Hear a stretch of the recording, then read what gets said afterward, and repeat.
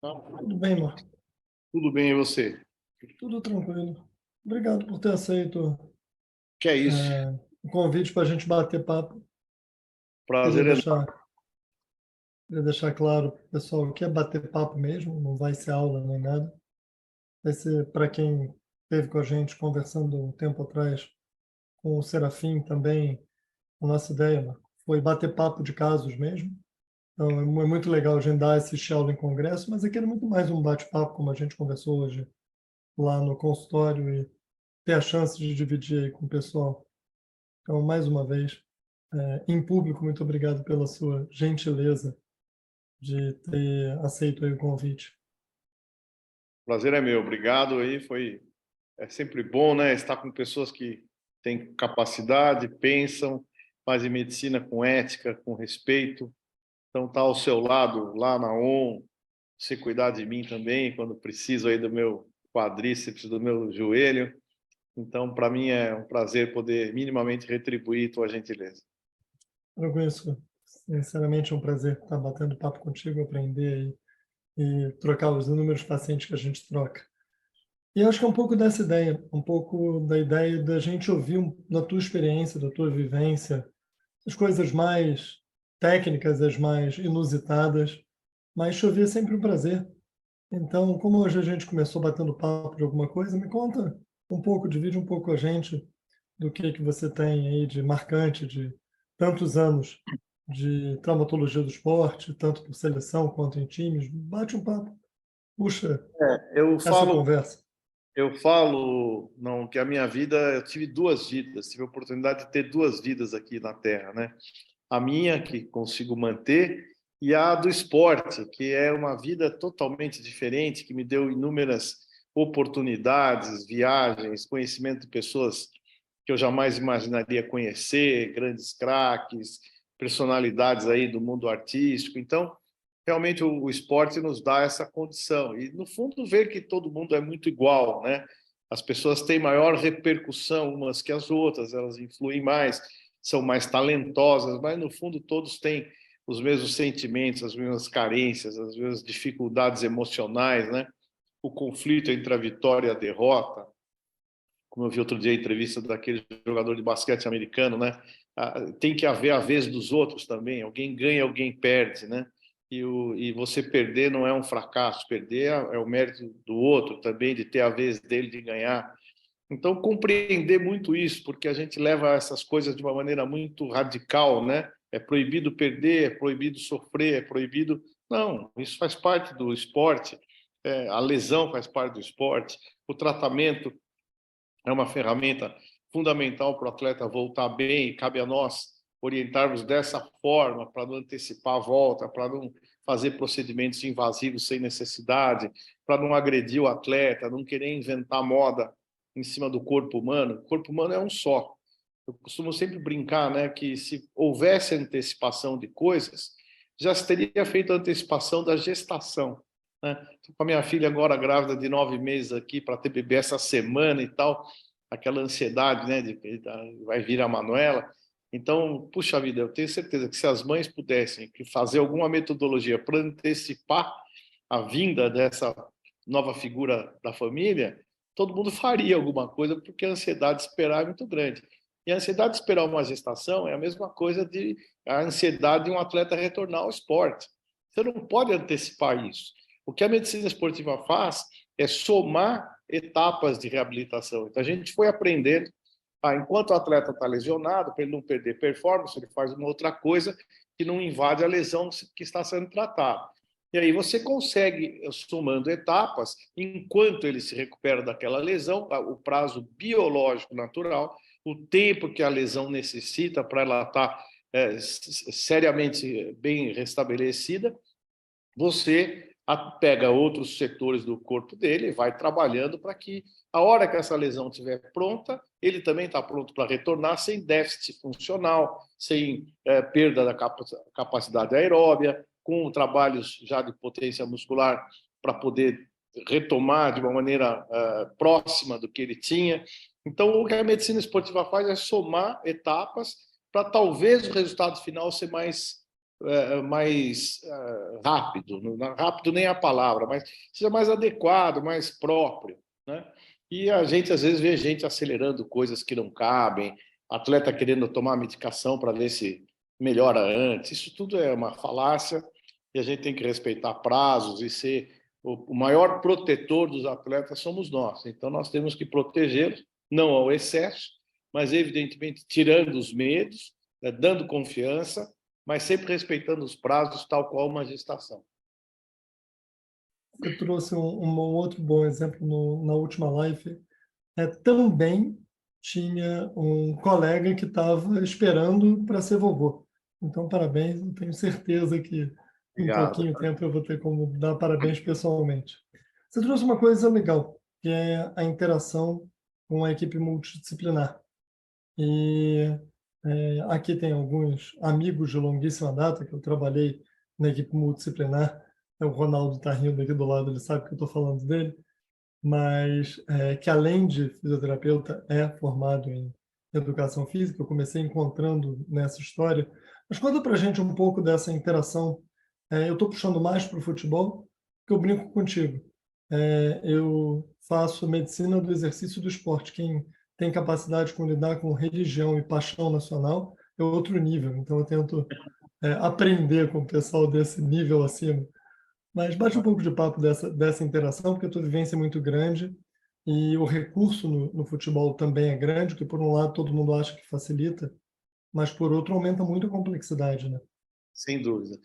Olha, é engraçado porque eu me formei em 78, né? Eu já estou mais velho aí que a maioria, e fui fazer medicina do esporte, fazer clínica inicialmente. E já comecei no São Paulo em 1979.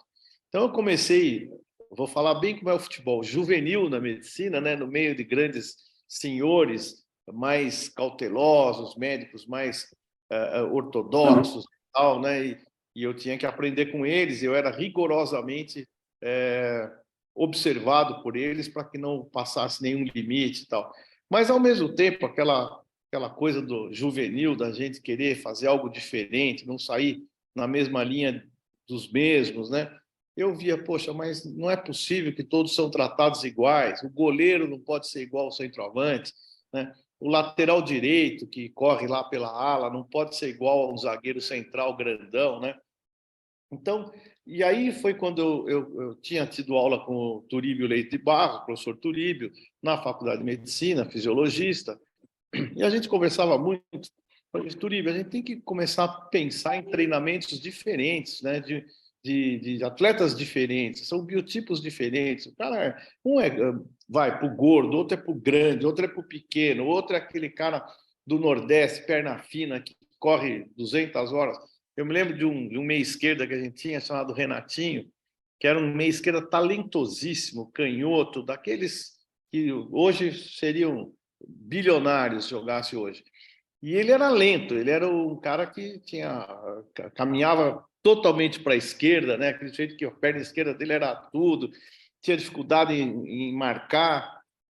E aí nos treinamentos a gente via o Zé Teodoro, lateral direito, que era de Goiás, veio para o São Paulo, ele corria o campo inteiro, ele ia e voltava, ele ia e voltava. Aí nos treinamentos, né, aqueles treinamentos aeróbicos, antigos ainda, ele falava: doutor, eu olho o Zé Teodoro passar por mim, eu tenho vontade de chorar, tenho vontade de ir para casa, eu nunca vou ser igual a ele, né?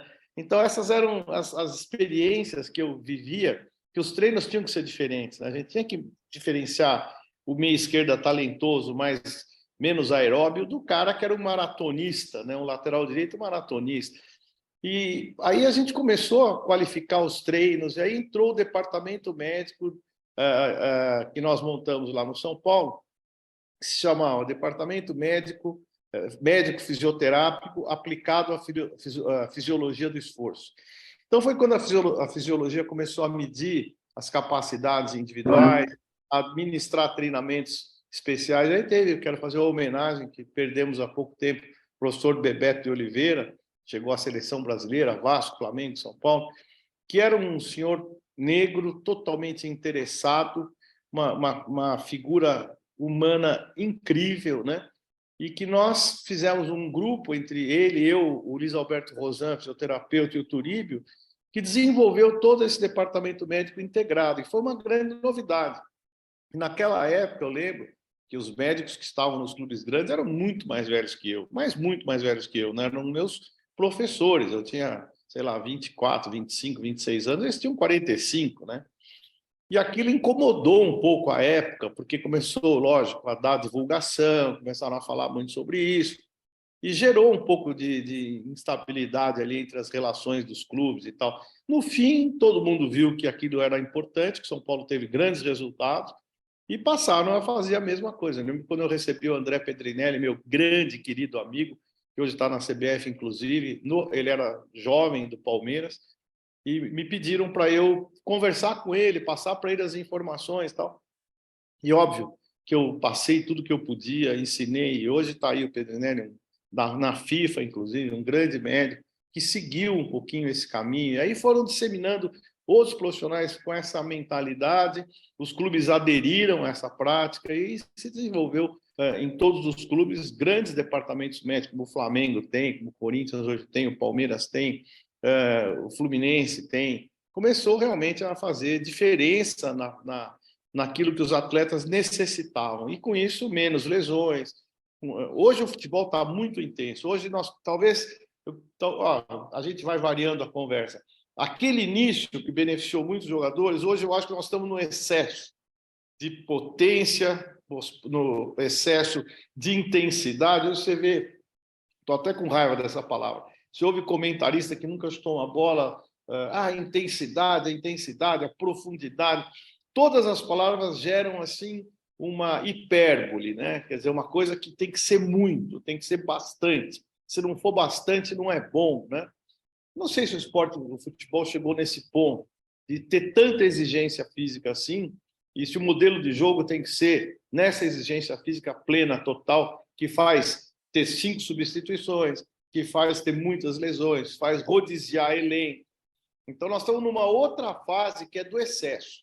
A gente tinha uma fase da falta lá atrás, aí adequamos um pouco isso, melhoramos o nível de performance, e hoje nós estamos na fase da intensidade máxima, que eu acho que vai ser prejudicial também. Não sei se esse é o caminho, se é isso mesmo que a gente quer, mas agora você veja o número de lesões nos times é imenso. Você não vê mais um gol de falta.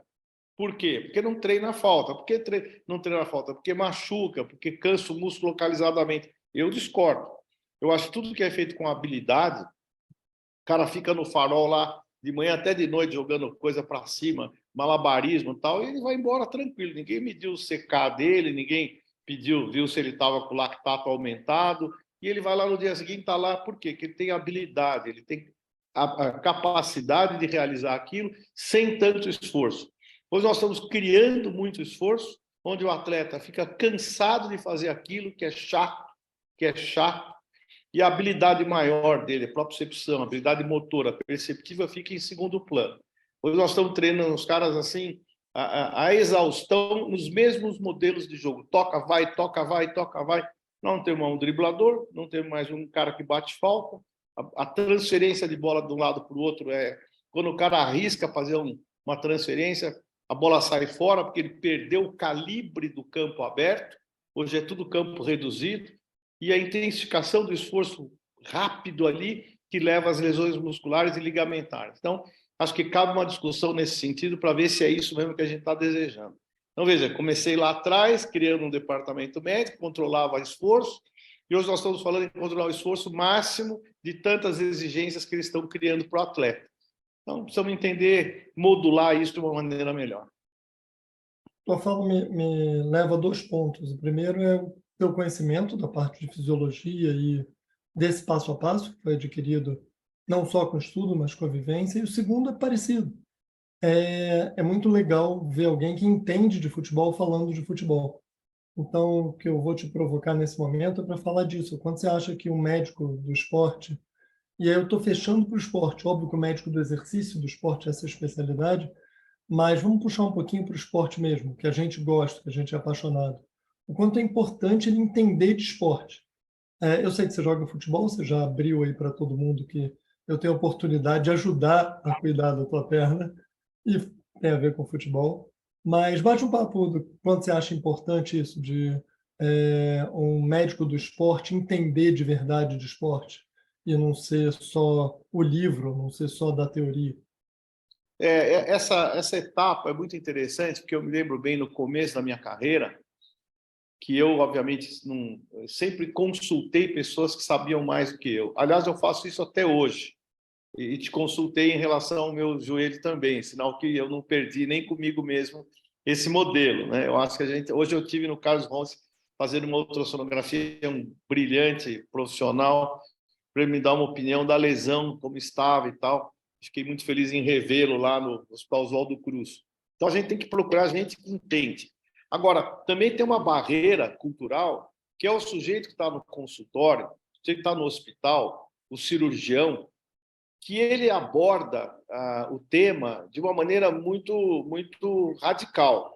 E ele vê a patologia, eu me lembro de N casos que eu atendi, de lesões que a imagem mostrava a lesão, mas o paciente não.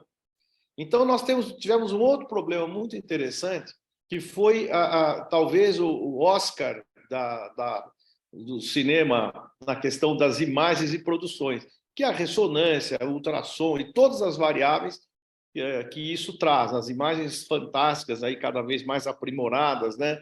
E com contraste, sem contraste, com isso, com aquilo. Enfim, tudo hoje que nós temos de recurso, né? Tal qual o cinema, né?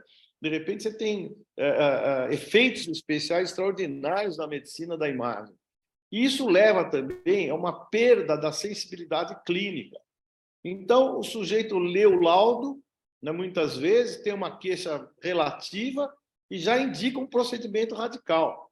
Né? E, poxa vida, aí a distância que há entre o médico, professor, titular de cadeira, um monte de trabalho publicado, e o médico do campo. Recentemente tivemos um caso no São Paulo agora, que o jogador era cirúrgico, aí o jogador ouviu uma outra opinião, percebeu em si mesmo o que ele tinha, falou, não, vou tratar fisioterapicamente. Está jogando o jogador.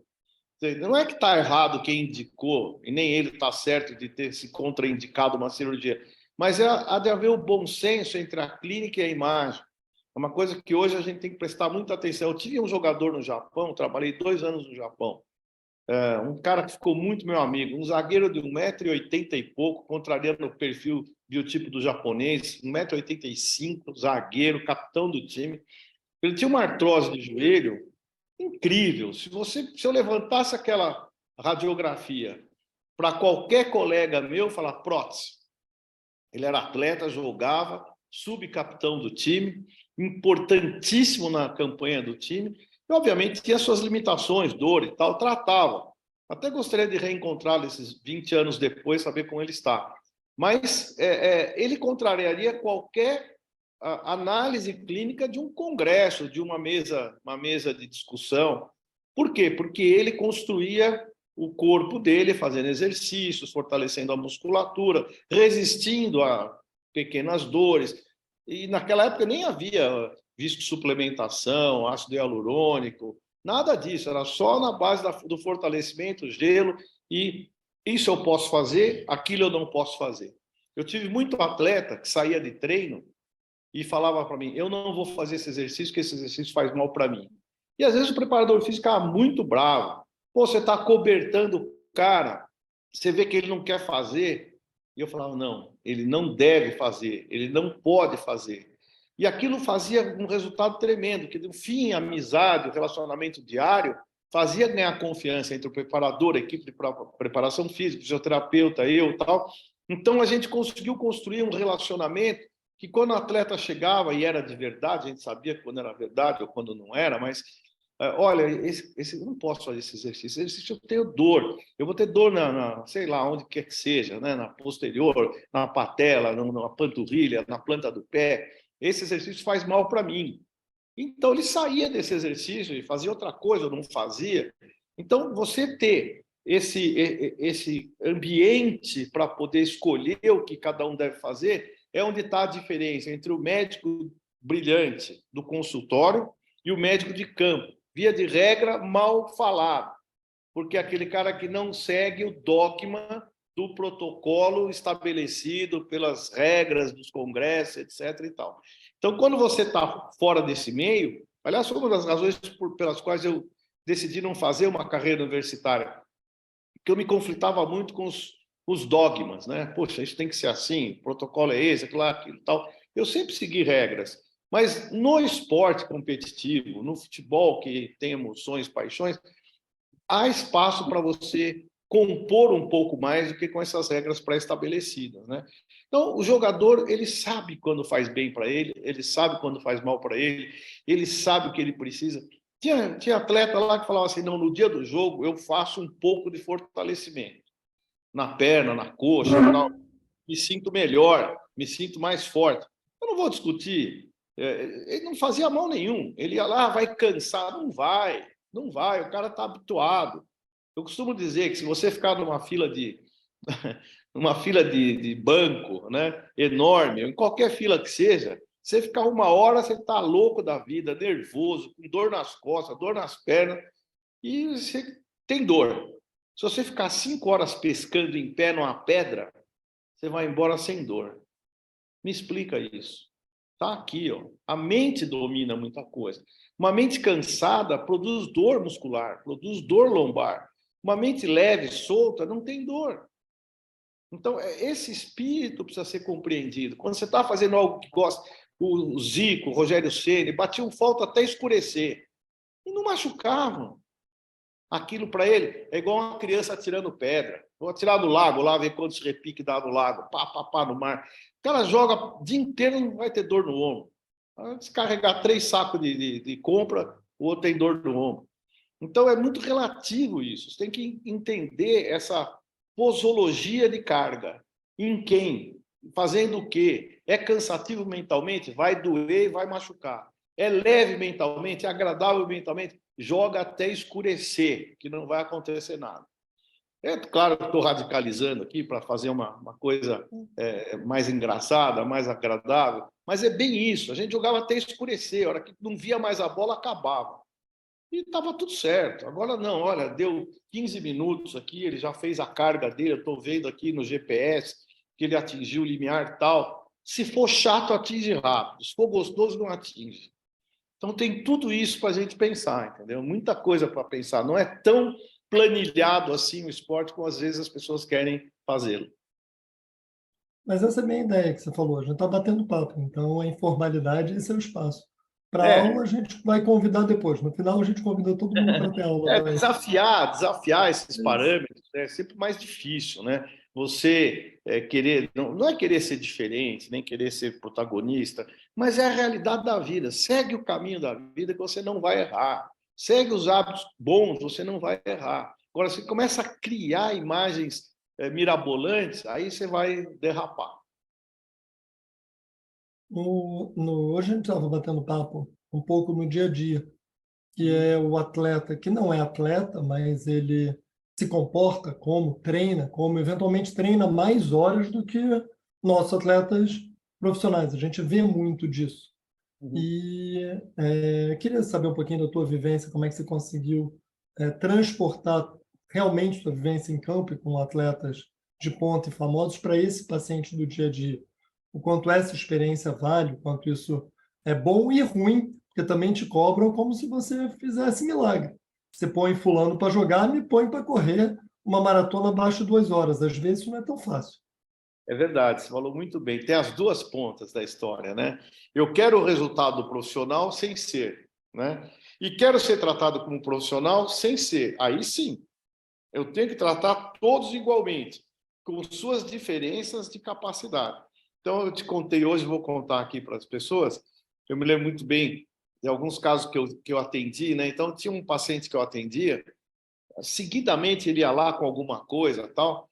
E aí, até que passou algum tempo, ele voltou, tinha um problema de joelho, e vim aqui ouvir sua opinião. Tá bom.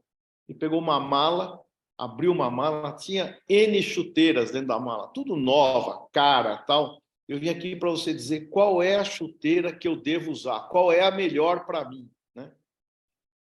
Eu olhei para aquilo e falei, pô, né? Vou ter que achar uma chuteira que seja boa para ele, né?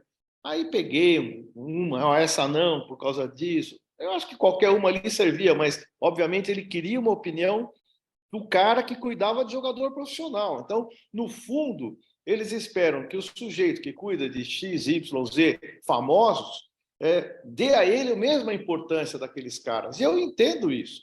A fantasia dele existe, dele ser um grande atleta para ele. Ó, eu só não fui porque eu tive que estudar, aí vem o aposto explicativo. Né? Ó, eu não joguei bola porque minha mãe não deixou, meu pai não queria, mas eu jogava mais que fulano e tal. Ele conta aquela história, eu acredito, por que eu vou desmentir o sujeito, né? Como diria o Suassuna, uma mentira bem contada é melhor que uma verdade, é muito mais divertida, né? Então a gente escuta, porque eles esperam de nós atenção.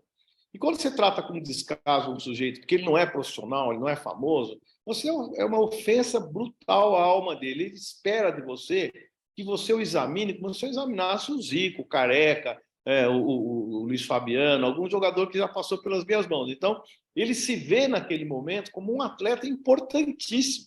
Está sendo tratado por um médico que trata de atletas importantíssimos. Então, ele dá o valor a ele, que obviamente ele não tem sob ponto de vista de performance, mas na fantasia dele, na mente dele, ele é o cara, e é mesmo. Ele é o cara dentro do clube dele, ele é o cara dentro do campeonato de condomínio dele. Então, ele tem lá a sua relevância no sistema dele. E você tem que tratá-lo dessa forma, como se ele fosse um grande craque, dar a ele toda a sua atenção, jamais dizer a ele, mas você não é profissional. Mas não tem isso, não existe. Você não é profissional. Por que eu vou tratar ele diferente do profissional? Tratar igual. Igual.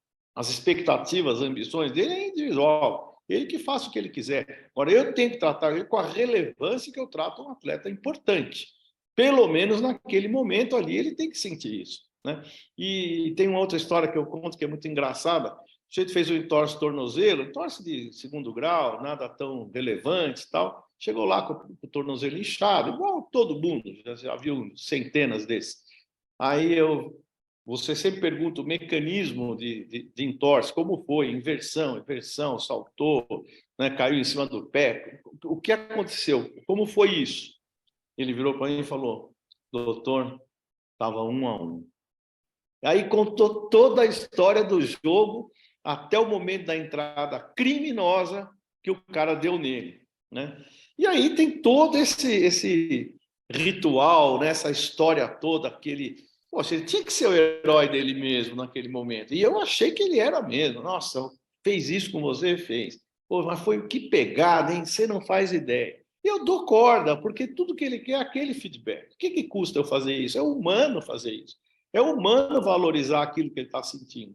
E aí cuidei dele como todos e tal, mas ouvi toda a história dele, todo o gol que ele perdeu, aí contou tudo, contou o jogo inteiro para mim até aquele momento.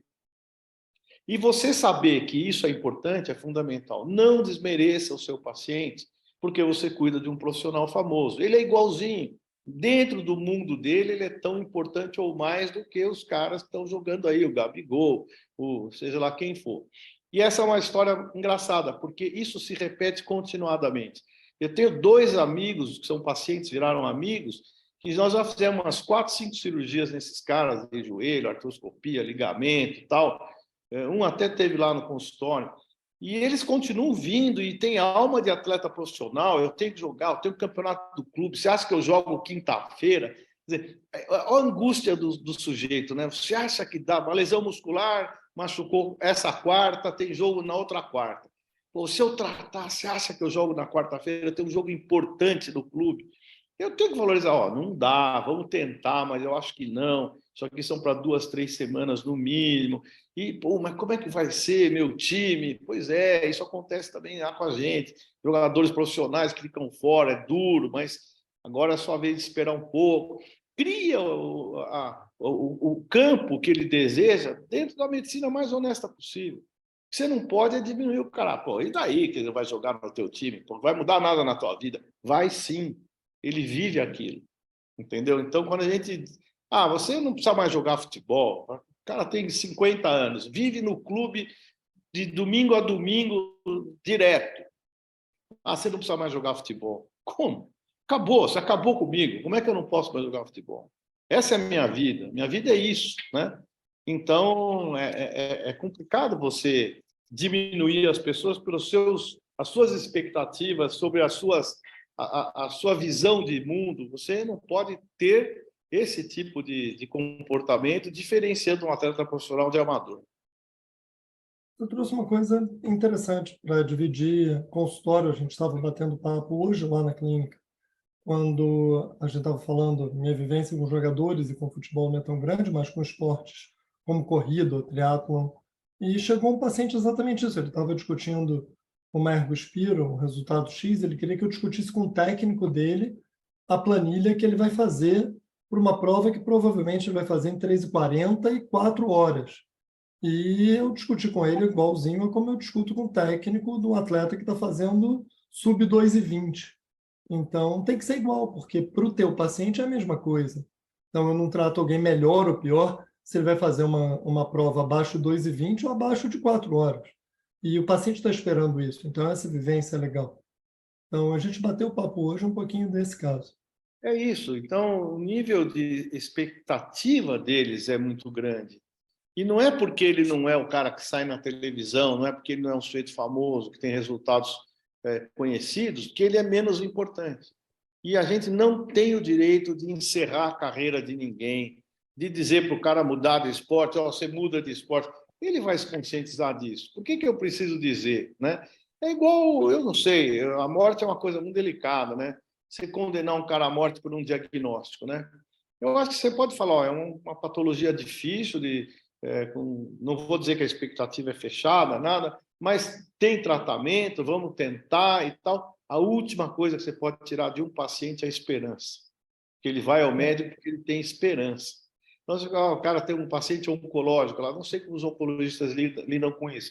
Hoje em dia tem muita discussão que o sujeito tem uma vida, tem que preparar a família, tem que preparar a sucessão, não sei o quê. Então, você fala, você vai morrer daqui a 3 dias. Então, não é isso. Só nós temos que fazer um tratamento delicado, mas tem chance de êxito, vamos lutar, vamos fazer juntos, tal. Porque se ele piorar, ele mesmo vai se conscientizar de que isso está chegando. Não sou eu que vou dizer para ele que está chegando. Aí, por alguma razão qualquer, uma medicação nova, alguma coisa, prorroga a vida dele por muito tempo e tal, e fala, você me matou em 3 meses, eu estou aqui já há 3 anos, estou vivo. Então, essa coisa do médico ter habilidades para conduzir causas difíceis, para conduzir encerramento de carreira de atleta. Quando é que o atleta para de jogar? Quando ele quiser. Não sou eu que vou dizer para ele. As circunstâncias vão mostrar para ele. Tem um episódio tão legal que aconteceu comigo e o César Sampaio. Posso falar porque não tem a menor importância, eu já contei isso, o César sabe disso. O César Sampaio estava agora na seleção com o Tite, inclusive, grande atleta de São Paulo, Palmeiras, Santos, jogou em vários clubes. Seleção brasileira, Copa do Mundo. O último jogo dele foi São Paulo e Goiás, ele jogando pelo São Paulo, no Serra Dourada. Termina o jogo, e eu estava, além de superintendente, esse jogo eu fui de médico, porque qualquer razão o Sanches não podia ir. E eu fui lá e fiz, eu adorava de vez em quando fazer isso, tal. Sentei no banco, cumpri meu papel certinho. Aí terminou o jogo, ele foi sorteado para o antidoping. O último jogo do campeonato. O São Paulo perdeu o gol de Josué, no final, que depois veio para o São Paulo. Aí eu fui andando com ele, atravessando o campo, que o antidoping, o vestiário era aqui, o antidoping era do outro lado. Aí, César, pô, você precisa ficar o ano que vem com a gente, mais um ano, tal. Você foi muito importante, sua experiência, o nosso time tem muito jovem, tal. Falou, Marco, eu já pensei muito nisso. Mas quando a bola está pesada, o campo está duro, o dia está muito quente, é sinal de que eu que estou errado, não é o futebol. Eu cansei, não aguento mais. Então a gente começa a sentir todos os problemas que os outros passam desapercebidos. Mas para mim, o campo está grande, a bola está pesada, o gramado está duro, está muito calor, é sinal que eu já não estou mais conseguindo fazer o que eu deveria fazer. Então eu vou parar. Uma das frases mais elegantes, sinceras que eu recebi, eu e ele, mais ninguém, andando no campo assim, ele me falou isso. Aí eu parei para pensar e falei, ele está coberto de razão, está na hora dele parar mesmo. Mas ele percebeu. Não foi ninguém que chegou para ele, ó, se eu fosse eu parava, pô, que direito eu tenho de encerrar a carreira de alguém, seja como médico, seja como diretor? Ele é que sabe, ele vai perceber isso. Eu acho que uma das boas coisas que a gente tem que fazer é deixar o paciente perceber, conduzindo tudo bem, mas você não antecipar decisões. A decisão é dele. Aconteceu exatamente isso, foi um exemplo legal de 2 atletas agora, 2 atletas que muito provavelmente se classificariam para os Jogos, eles estão na corrida para se classificar agora para 2024, e dos 2 em momentos muito parecidos agora nessa virada do ano, me ligaram, falaram, quero falar contigo, Doc, pode falar? Eu falei, posso, claro que posso, marquei um horário, um era uma consulta e o outro eu encontrei até na raia de remo. E o que eles falaram foi isso, Doc, cansei, quero parar. Como assim? Eu não sou seu técnico, eu não sou do teu clube, eu não estou mais no comitê. Não, mas você sempre cuidou de mim, eu estou só dizendo que eu cansei, tá? Não vou mais, não vou entrar nessa corrida, porque a maioria das classificações se faz esse ano. E faz parte também do médico isso. Entendeu? Ok, mas continua se cuidando, vai na sua programação. Não é porque você deixou de ser atleta que eu vou deixar de cuidar de você. E muito pelo contrário, o pós-imediato é muito relacionado à síndrome do ex-atleta. Então, isso é um cuidado médico interessante e importante que a gente tem que ter. Então, muito médico acaba tratando, eu só trato do atleta 001, eu não trato do atleta lá embaixo, e isso não é um cuidado médico. Então, isso foi uma atenção importante, legal você ter chamado a atenção disso, Marco, porque eu acho que isso eu vivi agora, eu vivi nessa transição do final do ano para o início desse ano, onde era a base de vários esportes, é a base de vários esportes, e esses 2 atletas simplesmente falaram, não falei nem para o técnico, preferi falar para você primeiro, mas obrigado por tudo que você ajudou e eu continuo acompanhando os 2 até hoje. Mas é isso, a gente acaba recebendo isso primeiro. A gente, todo o departamento de saúde, não só o médico, mas não é muito incomum. Em geral, nós ouvimos as queixas primeiro, né?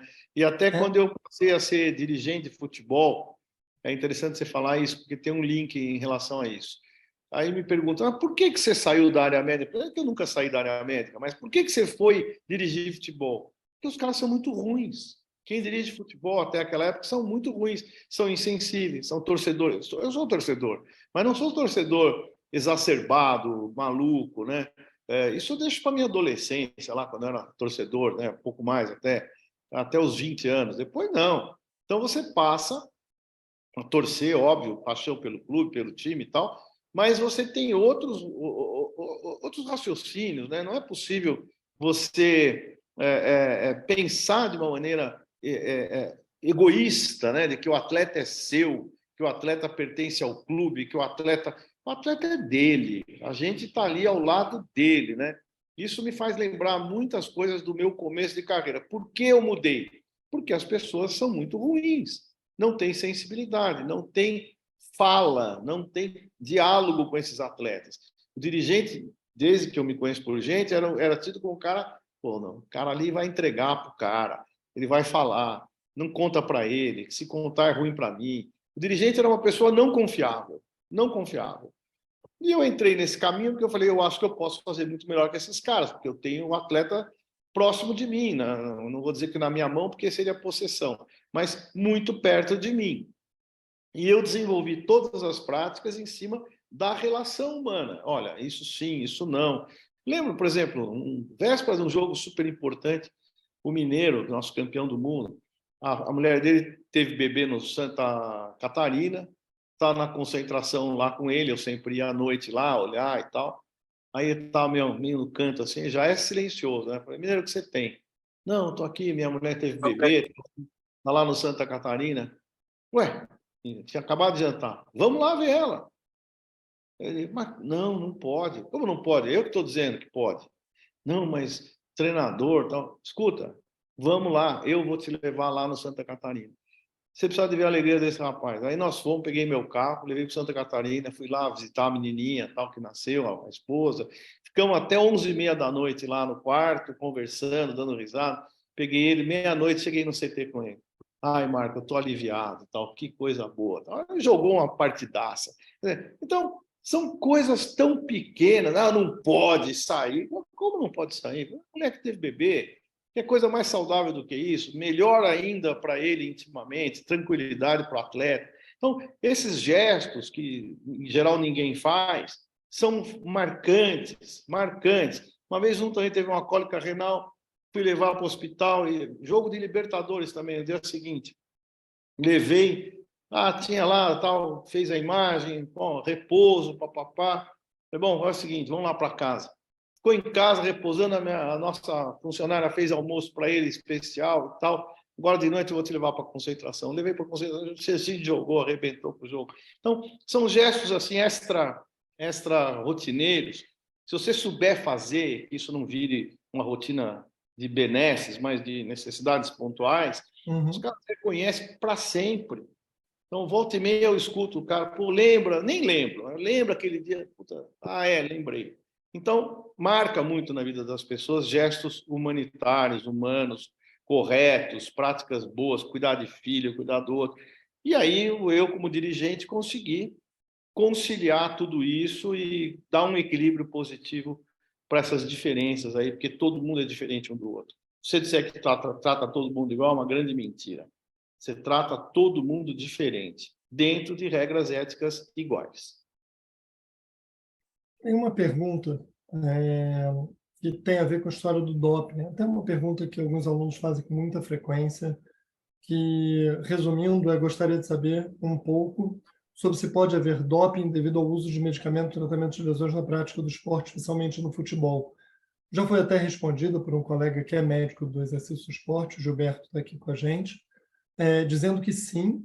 Então, só para responder para todos, não importa se uma medicação é ou não para tratamento médico, inicialmente ela só pode ser usada se ela for permitida, isso quer dizer, se ela estiver na regra de substâncias proibidas, ela não pode ser usada, mas, indo um passo além, se for a única opção de tratar um indivíduo, você tem direito de pedir antes para, chamado isenção de uso terapêutico, para que você possa tratar o paciente. Existem exceções a isso, que são de emergências, mas são exceções muito específicas, mas você não deixa de tratar um atleta porque ele é atleta e ele não tem direito de tratamento, não é isso, mas eu não posso usar como desculpa de qualquer tratamento o uso de qualquer medicação. Isso é uma regra um pouquinho complicada, mas isso seria um resumo rápido disso. Mas eu queria aproveitar esse gancho para perguntar para o Marcos se ele lembra, ou quer falar, alguma questão de doping, às vezes a dificuldade que é isso, a desinformação, seja de propósito, seja sem querer, você tem alguma lembrança desse capítulo que é difícil, a gente tem que ganhar pela educação, mas coisas acontecem. Nesses anos todos tive sim, como não? Tive um caso emblemático, que foi o Zé Sérgio, um atleta exemplar, de família incrível, tanto que a filha dele também é medalhista olímpica, né, de 4%, a Larissa, né, e foi assim, uma menina velocista, tanto quanto o pai. O Zé tomou um medicamento, ele era o melhor atleta do Brasil. Em 80, por exemplo, ele ganhou o melhor atleta do Brasil e o Zico jogava em 80 naquele Flamengo. Ele ganhou.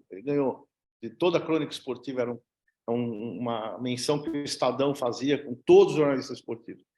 Mas é uma figura incrível.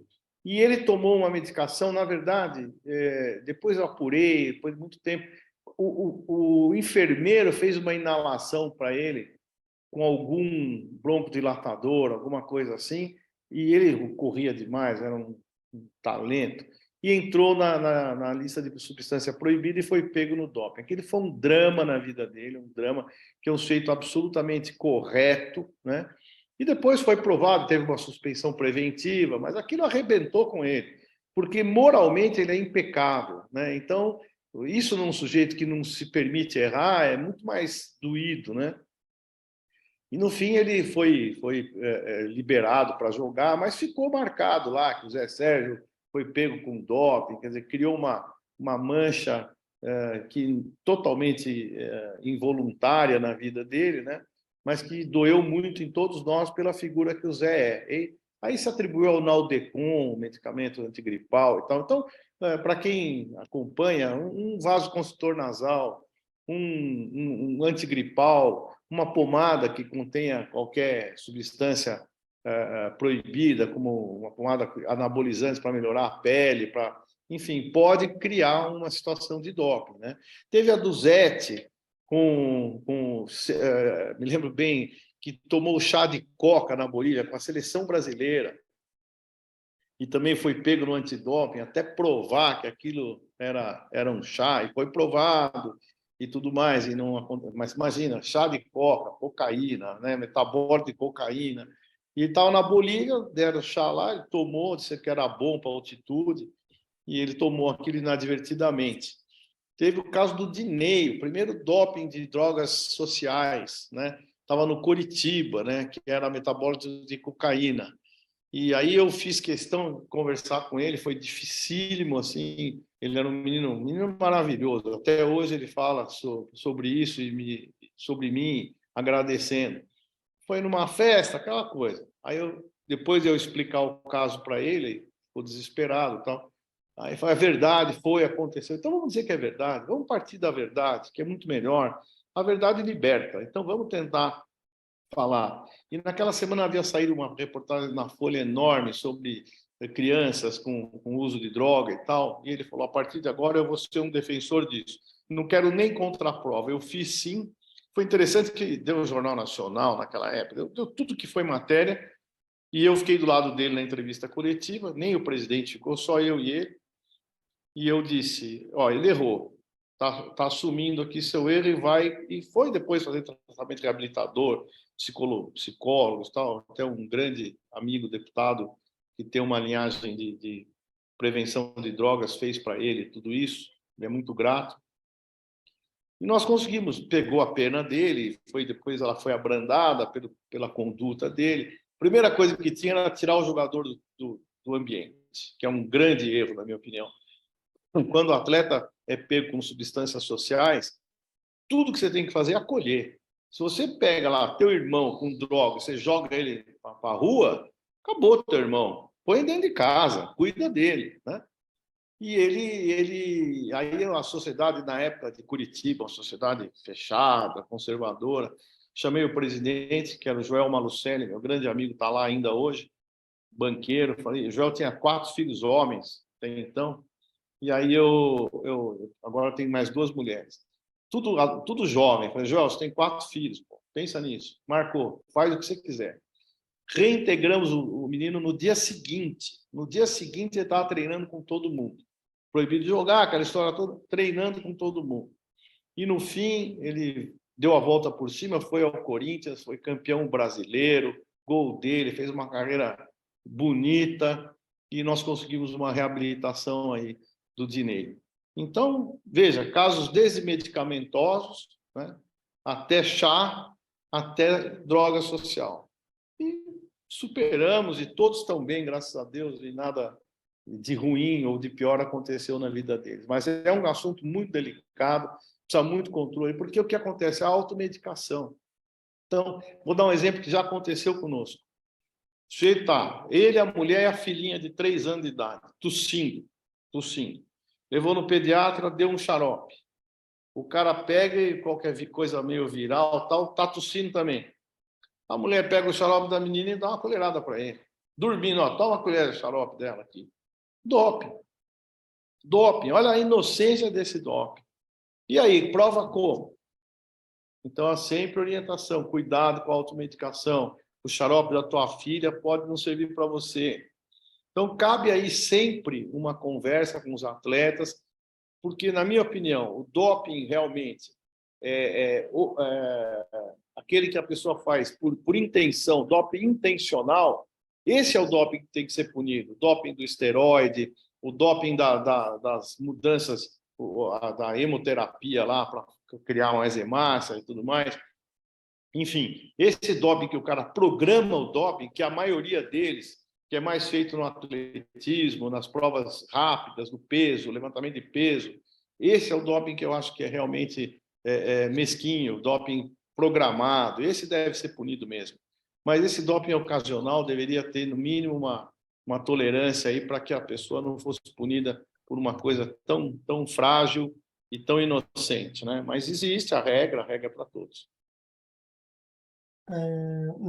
Ao contrário do que o pessoal está ouvindo pode achar, não foi combinado, essa foi uma pergunta até feita por uma outra pessoa, e trouxe um caso legal, até para eu dividir contigo. Você não sabe, mas esse exemplo que você está dando serviu para uma sociedade brasileira que não é de medicina do exercício e esporte, mas que ajudou no advocacy de tratar atletas com doenças de adicção que foram pegos com doping para que, por exemplo, a integração seja permitida, porque ao pé da letra ela não é permitida.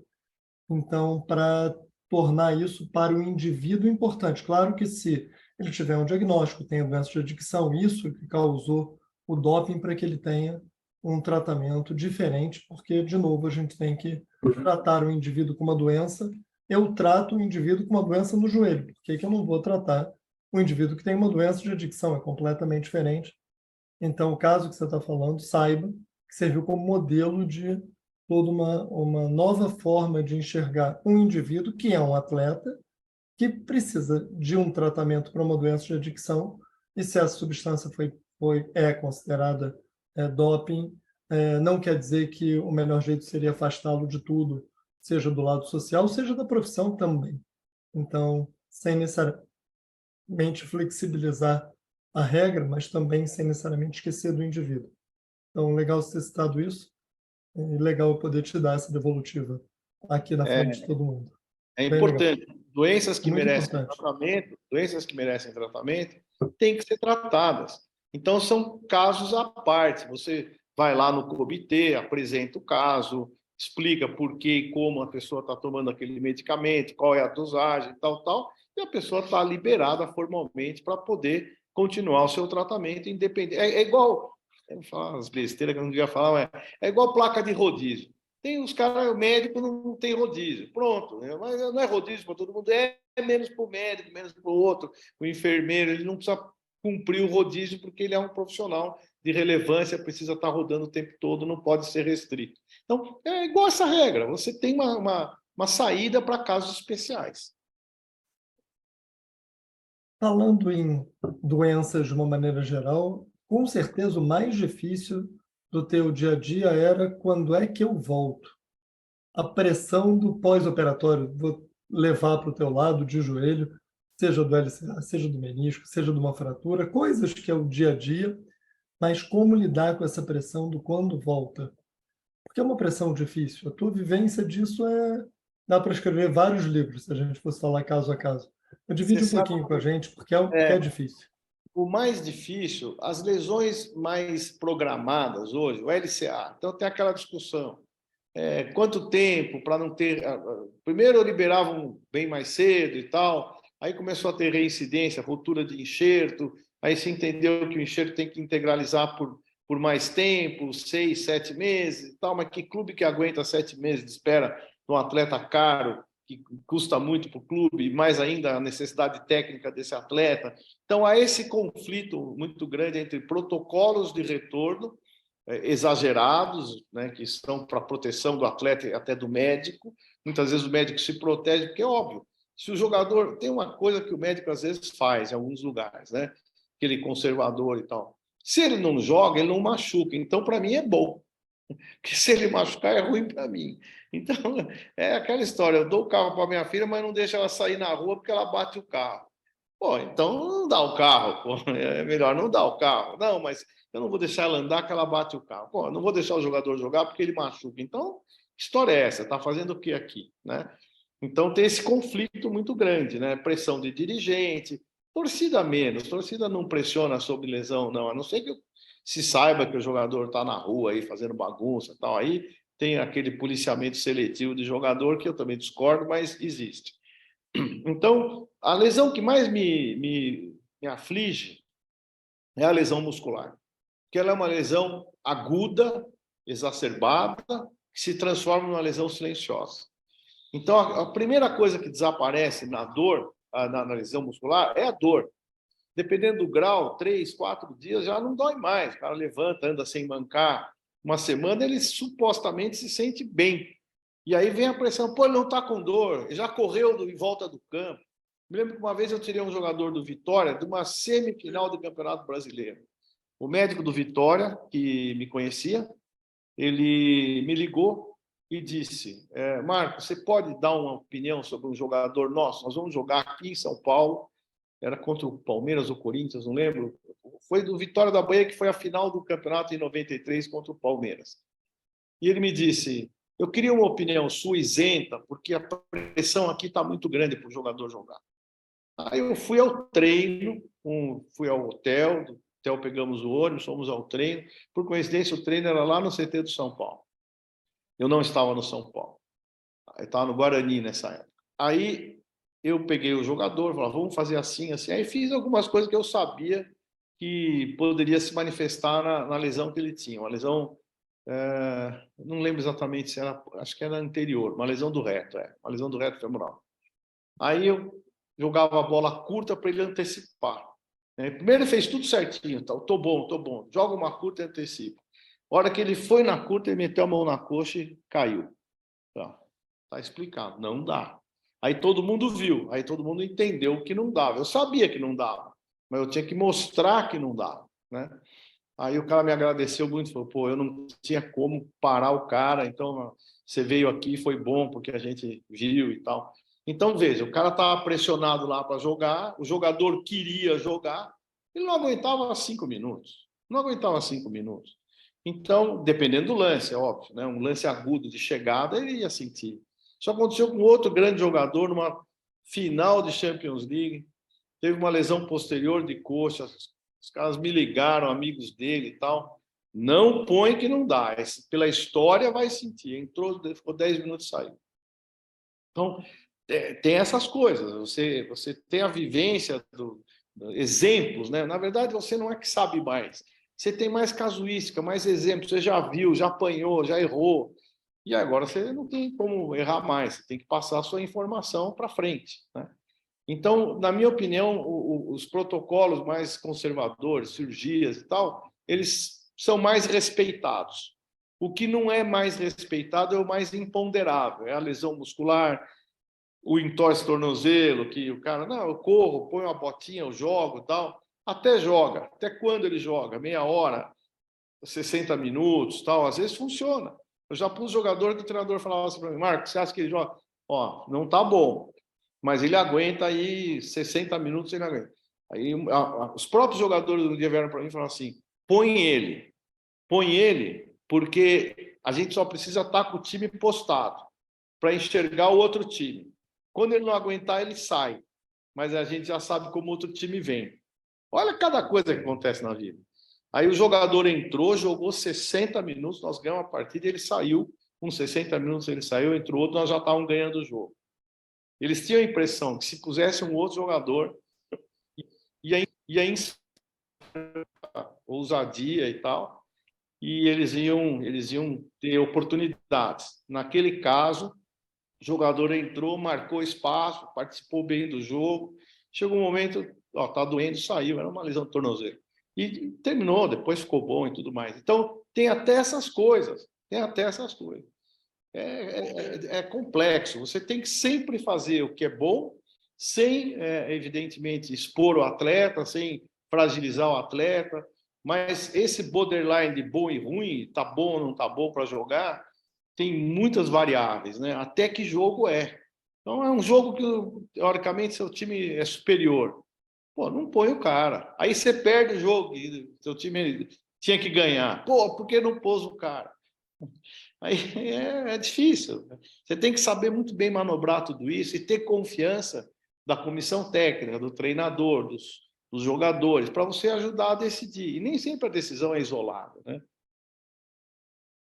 Marco, você trouxe mais uma vez a ideia do ter que entender do futebol, ter que entender do esporte. Se você se propõe a ser médico do esporte em uma modalidade, você deveria fundamentalmente entender não só do teórico do livro, da traumatologia, até porque a traumatologia existe para qualquer esporte, mas do esporte mesmo. Obrigado. Eu vou dar mais um exemplo interessante. Eu fui trabalhar no Japão 2 anos. 2 anos. Quem me levou para lá foi o próprio Zé Sérgio, que nós falamos há pouco, e o Careca. O Careca foi contratado ao final de 94, com uma... deixou de ir à Copa do Mundo para fazer um grande contrato no Japão. Até no lugar dele foi o Viola. E ele foi para esse time, o Rei Sol, que estava na segunda divisão, era um time que estava começando, e levou o time à primeira divisão. Eu ajudei um pouco, depois fiquei lá 1 ano com eles. Qual é o problema? Você acha que japonês não tem médico bom? Tem ótimos, tem ótimos. Operam brilhantemente, são excelentes médicos. A interpretação do futebol é que eles não tinham. Então o jogador machucava, fazia lá uma lesão de reto femoral, uma lesão de panturrilha. Sabe o que acontecia? Ele ia para o hospital. Ele ia para um hospital, ficava deitado na cama, fazia fisioterapia de manhã, de tarde, almoçava, dormia no hospital e voltava depois com performance zero, até ele retomar. Aí que eu digo que isso é a somação das etapas, né? Até ele retomar a atividade dele profissional, ele ficava 2 meses parado, quando podia ficar 2, 3 semanas. Né? Então, eles me chamaram para ser. O Paulo aí. Me chamaram para ser um physical advisor. Está ouvindo? Estou vendo perfeitamente. Para ser um physical advisor. Eu não podia ser médico lá, por legislação, mas eu era um consultor médico. Então, na verdade, eu fui ensiná-los exatamente o que era o futebol. Porque o futebol no Japão era um início, ninguém sabia. Eles sabiam o sumô, o beisebol, que é um esporte que eles praticam muito, né? E outros esportes lá de preferência dos japoneses, o judô, etc. Mas o futebol era uma coisa inicial. Eu vou te dar um exemplo fácil. Se a gente começasse a montar uma liga de beisebol aqui no Brasil, o marketing do beisebol entrou com tudo, ninguém sabe como, e a meninada só fala em beisebol. Ó, se o cara machucar esse terceiro dedo aqui, o pitcher, ele não joga. Porque tudo que ele faz é jogar com esses dedos aqui, o efeito que a bola produz, que é o cara bater uma falta, um escanteio com precisão, a batida na bola, é a mãozinha do cara que faz assim. Então, se ele machucar a unha aqui, ele não joga. Se ele torcer o tornozelo, quebrar a perna com uma haste, é capaz de ele jogar o negócio. Então, você interpretar o jogo é fundamental. Que função o cara tem? O que ele faz? Ele salta, ele corre, ele prensa, ele joga no canto, ele joga no meio. Qual a performance dele, aeróbia e tal? Você sabe quanto ele vai poder fazer em função da lesão A, B ou C. Então, entender do jogo é fundamental. Entender do jogo. Ó, cara, basquete. Eu não entendo nada de basquete. Assisto NBA, adoro tal, mas não faço ideia o que o cara tem que ter, que condição ele tem que ter. Então, eu poderia ser um traumatologista pós-jogo, mas saber se o cara volta, se ele tem condição, se o cotovelo dele dá para ele fazer isso. O cara rompe aqui um negócio, eu não consigo fazer isso. Acabou. Né? Tá todo bem, mas isso aqui que é o essencial ele não sabe fazer. Então eu fui para o Japão para exatamente orientar os médicos japoneses. Eles falaram: você é muito ousado, aqui a gente é mais cauteloso, não pode. Você acha que pode fazer isso? Pode, você vai ver que pode. Ah, Musashi, né? Falava lá, né? Aí o cara ia lá, reproduzia o que eu tinha falado, feito e tal. Aí se convenciam. E aí eu fui passando. Depois eu fui para o Verde Kawasaki, fazer a mesma coisa. Fiquei lá mais um tempo, passando essas orientações de como proceder em lesões do futebol. Não é lesão do cara, é lesão do futebol. Por acaso do cara. E isso deu grandes avanços lá. Perderam o medo, na verdade. Perderam o medo. E foi bom. Então, se você não conhecer a regra do jogo, o movimento do esporte, quando ele roda para cá, quando ele roda para cá. Me lembro do Sidney, teve uma lesão do colateral medial. Ele jogava, driblava para lá e para cá e tal. Aí ele estava melhorando, mas tinha uma dorzinha, ele era importante. Falei, Sidney, você só não pode dividir. Rotação externa do pé, dividir com o cara. Eu nunca dividi na minha vida. O cara veio, eu saio. Eu sou louco, que ele é magrinho, rápido, né? Aquele ciscador, né? Eu nunca dividi, doutor. Então posso jogar, porque eu não vou meter o pé em bola nenhuma. Eu nunca pus o pé em bola nenhuma. Ele era assim mesmo. E ele muito divertido. Então você vê, você tem que conhecer o atleta, saber qual a capacidade dele. Tem jeito que nem aquele japonês que eu falei, o Cadinho jogava qualquer coisa, qualquer hora, com aquele joelho que nem fenda articular quase tinha. E aí? Explica como. Então, você tem que entender um pouco. Agora, você vai no professor e tal, senta na cadeira de consultório, o cara fala, não, você não pode jogar mais. É.